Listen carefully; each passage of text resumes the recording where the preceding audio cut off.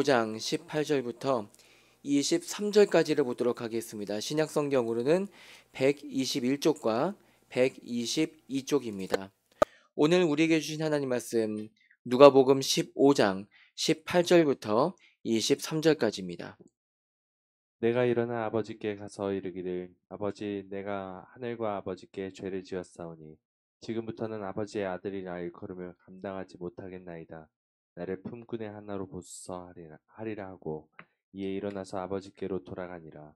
아직도 거리가 먼데 아버지가 그를 보고 측은히 여겨 달려가 목을 안고 입을 맞추니 아들이 이르되 아버지 내가 하늘과 아버지께 죄를 지었사오니 지금부터는 아버지의 아들이라 일컬음을 감당하지 못하겠나이다 하나 아버지는 종들에게 이르되 제일 좋은 옷을 내어다가 입히고 손에 가락지를 끼우고 발에 신을 신기라.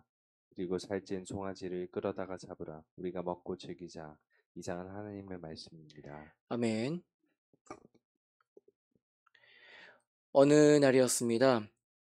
그 천국에서 천사들과 의인들에게 다 모이시오 라고 안내방송이 떨어졌습니다. 여러분 다 모이시기 바랍니다. 오늘은 기쁜 날입니다. 한 사람이 회개하여 하나님에게 온 마음과 정성으로 영광을 돌리고 있습니다. 모든 천사들과 의인들이 정말입니까? 참 좋은 소식입니다. 가봅시다 해서 보았더니 정말입니다. 한 사람이 무릎을 꿇고 회개하고 있습니다. 하나님, 그 전에 하나님을 전혀 알지 못했습니다. 이제라도 하나님을 알기 원합니다. 이렇게 하나님에게 마음과 정성을 다하여 하나님께 기도로 나아가며 회개하며 영광을 돌리고 있습니다. 그 순간 모든 천사들과 의인들이 다 함께 환호성을 지르며 박수치며 하나님과 마음을 같이하여 기뻐하였다고 전해지고 있습니다.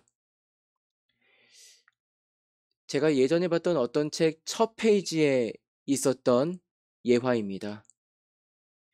천국과 비교했을 때 너무나 낯선 사람이 회개합니다. 누가 봐도 낯설게 생기고 낯설게 살았던 사람입니다. 그런데 그 사람이 돌아오니까 천국의 모든 분들이 정말 귀한 가족을 환영해 주는 것처럼 진심으로 환영해 주는 것. 그렇게 해서 천국과 상관없을 것 같았던 자가, 그런 사람이 천국 백성으로 회복되는 것. 비록 보이지 않는 천국이지만 우리 모든 성도님들은 그 환영과 그 회복의 기쁨이 무엇인지 이미 몸으로 체득하고 조금이나마 이미 깨닫고 또 살아온 줄로 믿습니다. 오늘 말씀의 등장인물, 이 사람도 우리가 돌아온 탕자라고 알고 있는 이 사람도 낯선 사람이죠. 오늘 말씀에서 살펴볼 첫 번째 주제가 낯선 사람입니다. 이 사람은 정말 그때까지만 해도 낯설게 살았던 낯선 사람이었습니다. 아버지 집으로 돌아가서 아버지와 함께 하기에는 자기의 실상이 너무나도 낯설습니다. 물론 처음부터 그러진 않았습니다. 그러나입니다. 그러나 이사야서 59장 2절 말씀이 문득 생각이 났습니다. 이사야서 59장 2절 말씀은 이렇게 기록이 되어 있죠. 오직 너희 죄악이 너희와 너희 하나님 사이를 갈라놓았고 라고 기록이 되어 있습니다. 갈라놓았고, 그렇게 해서 아버지 집의 즐거움을 버렸습니다. 아버지와 함께하는 즐거움을 버렸습니다. 아버지에게서 떠나서, 아버지와 상관없는 곳으로 떠나서 그렇게 낯선 즐거움을 쫓아서 그렇게 살아가죠. 낯선 즐거움에서 평강을 찾으려고 하지만 실상 거기에는 평강이 없습니다. 이 사람은 뒤늦게나마 깨닫습니다. 자기 실상이 얼마나 더럽고 비참한지를 깨닫습니다. 무엇보다 아버지 집에 가기에는 얼마나 낯설게 되었는지를 그제서야 뒤늦게나마 깨닫게 됩니다. 그래서 이렇게 말합니다. 19절 말씀입니다. 지금부터는 아버지의 아들이라 일컬음을 감당하지 못하겠나이다. 나를 품꾼의 하나로 보소서 하리라 하고 지금부터는 아버지의 아들이라 일컬음을 감당하지 못하겠나이다. 아버지의 아들이라 일컬음을 받는 것은 그때 당시 의미로서는 그 아들이 자기 아버지의 인생을 그대로 이어받아서 사는 것을 말합니다. 즉, 유업을 이어받은 자로서의 인생인 것이죠. 그래서 아들의 언행심사 모든 것에서 다른 사람이 보이는 것이 아니라, 낯선 사람이 보이는 것이 아니라 아들에게서 아버지가 온전히 보여져야 하는 것입니다. 이것은 정말 우리의 모습에서, 성도로 불리는 우리의 모습에서 우리 주님이 보여져야 하는 것과 같은 의미입니다. 그 점에서 오늘 말씀에 이 사람은 철저하게 실패했습니다. 그 실패를 뒤늦게나마 인정하며 아버지 집을 향하여 터벅터벅 그렇게 걸어가고 있습니다. 이렇게 오늘 말씀 보시면은 아이고야 이 탕자노마 이럴 것입니다. 그러나 그러지 마시기 바랍니다. 탕자의 습관 하나씩은 다 갖고 있는 것이 저와 여러분의 인생입니다. 그리고 모든 사람의 인생이죠. 그래서 때로는 천국을 자신 있게 노래하지만 때로 내 실상을 보면은 하나님과 비교해서 얼마나 낯선 모습이 내 자신에게 있는가를 문득 깨닫게 됩니다. 그런 낯선 사람인데 아버지 집에서 환영받을 수가 있을까요? 조용히 밥이나 한 끼 먹고 돌아가라 라고 해도 할 말 없는 인생인데 환영이나 받을 수나 있을까요? 사실은 이제 환영해주고 말고는 집주인의 선택이고 집주인의 주권이죠. 떠난 사람 입장에서는 나를 환영해 주시오라고 감히 말할 수가 없는 것입니다. 그 점에서 오늘 말씀의 두 번째 주제, 낯선 사람이지만 환영을 받았습니다. 낯선 사람을 환영했습니다. 20절 말씀 읽어주세요. 이에 일어나서 아버지께로 돌아가니라. 아직도 거리가 먼데 아버지가 그를 보고 측은히 여겨 달려가 목을 안고 입을 맞추니 이것은 그때 당시 풍습으로는 당연한 어떤 이제 행동이 아니라 너무나도 파격적인 행동이었다고 그렇게 전해지고 있습니다. 아마 이 아버지에 대해서 뒷이야기를 제가 좀 나름 만들어 보았는데 뒷이야기를 만들면 아마도 이렇지 않을까요? 아버지는 그날 그 일 때문에 한동안 동네에서 조금은 안 좋은 소리를 들었다고 합니다. 아니 어르신, 우리 동네 어르신이면 무슨 일이 있어도 위험 있게 행동하셔야 되고 채통을 지키셔야 되는데 아니 아무리 그래도 그렇지 왜 그렇게 채신머리를 그렇게 뛰어가십니까? 그게 첫 번째이고 또 두 번째, 이런 말을 하는 사람도 있었다고 합니다. 아니 아무리 그래도 그렇지 그 낯선 사람이 어르신 아들인 거 우리 다 알고 있는데 아니 우리가 돌로 치겠습니까? 우리가 해코지 하겠습니까? 우리 뭘로 보고요? 그런데 실상은 그 낯선 사람이 오는 것을 보고 몇몇 사람이 저자는 우리 동네의 수치다. 우리 마을의 수치다. 어떻게라도 해야 되지 않겠느냐. 그렇게 마음을 품고 있었다고 전해집니다. 아버지는 그걸 누구나 잘 알고 있었어요. 아버지는 그것을 누구보다 잘 알고 있으니까 어디서 돌이 날라올까봐, 자기 아들 다칠까봐, 내 새끼 죽을까봐. 그래서 얼른 끌어안았다고 합니다. 그렇게 아버지는 이 낯선 사람을 환영하면서 이렇게 말합니다. 23절입니다. 읽어주세요. 그리고 살찐 송아지를 끌어다가 잡으라. 우리가 먹고 즐기자. 여러분, 송아지 한 마리를 잡아먹으려면 몇 명이 필요할까요?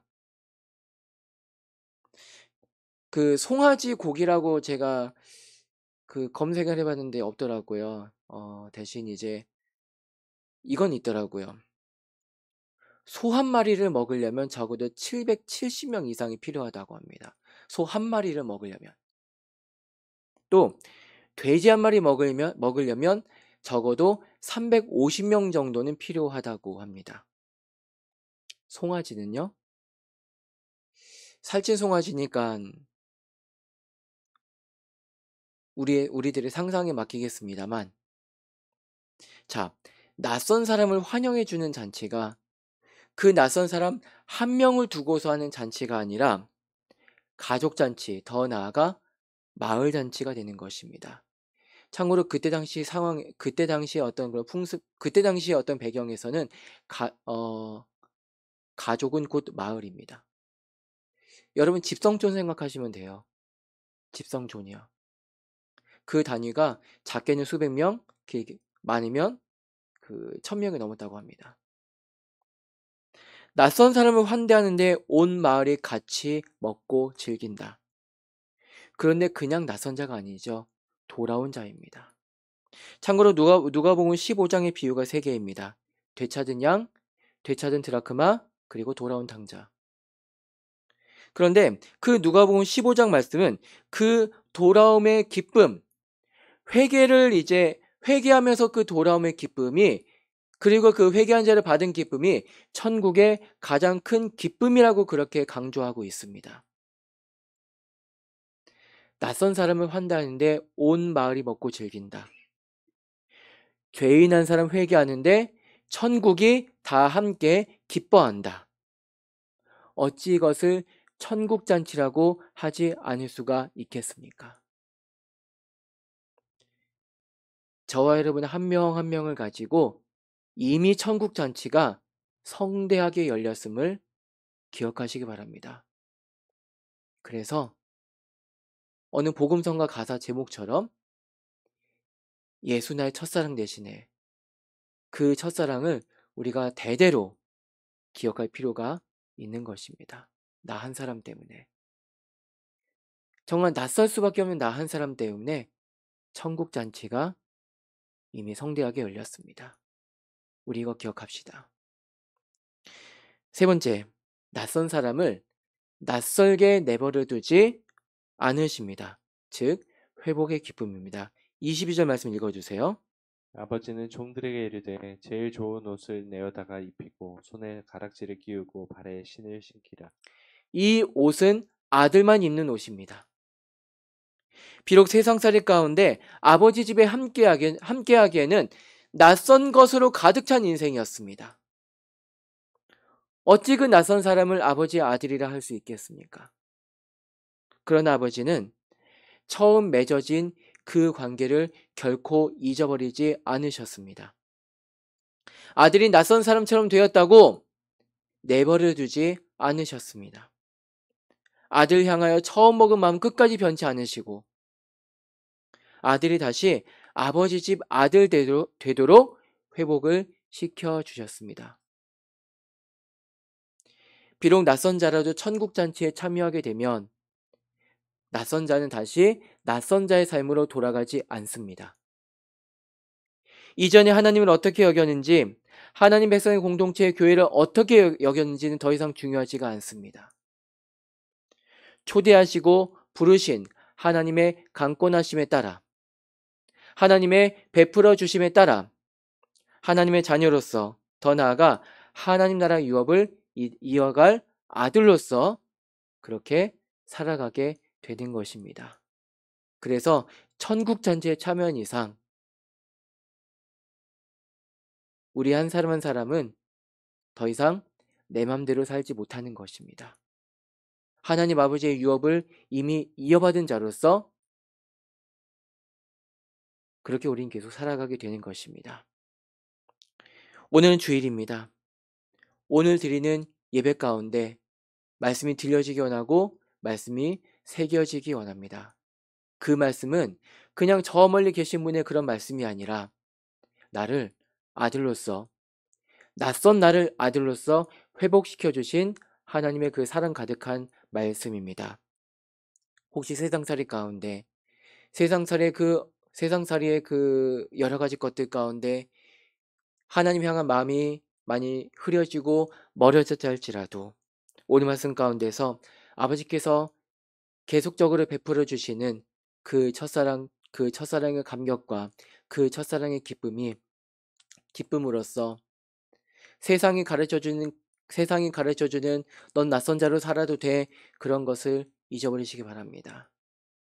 오직 하나님과 함께하는 기쁨으로서만 가득 차고 그리고 하나님의 자녀다움으로써 더욱더 살아가기를 더욱더 소원하는 그런 복된 주일로서 우리가 예배를 드리며 그 예배드림이 삶이 되기를 주님의 이름으로 축원드립니다. 기도하겠습니다.